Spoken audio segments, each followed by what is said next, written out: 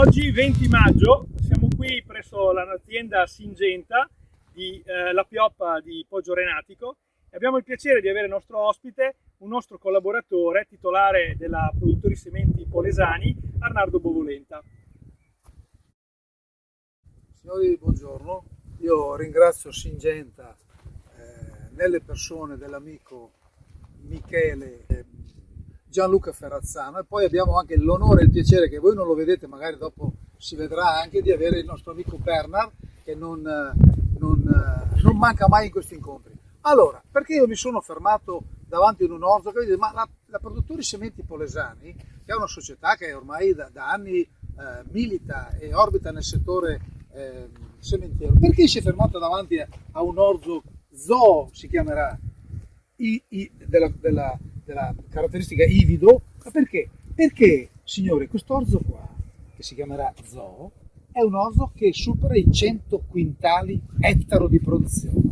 Ecco, voi potete vedere una pianta maestosa, una pianta importantissima, ed ecco perché io ho aperto una parentesi su questa varietà. Ecco, io ringrazio anche l'amico Ferrazzano che ci sta facendo vedere effettivamente la pianta com'è, e io appunto molto su questo prodotto.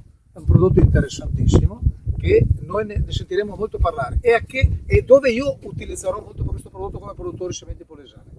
Perché siamo qui noi oggi? Perché Syngenta presenterà in collaborazione con produttori sementi Polesani, che sarà distributore e esclusivista di questo prodotto, un nuovo grano che si chiamerà Liam. Infatti io, vedete che ho questo cartello in mano, questo sarà il nome di questo splendido prodotto, un prodotto altamente produttivo, resistentissimo, come potete vedere. Infatti guardate la pianta al 20 di maggio, guardate che sanità di pianta, ma guardate anche che spiga porta. Nei 2 anni di pre-commerciale questo prodotto ha anche superato i 100 quintali ettaro.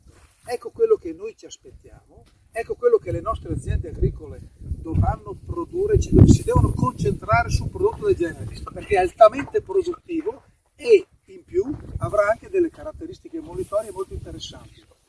Arnaldo, posso chiederti una cosa per curiosità? Secondo te, che hai una buona esperienza in campo, questo tipo di prodotto può avere un interesse da parte della filiera agroindustriale Io Michele ti ringrazio per la domanda, è una domanda molto birichina.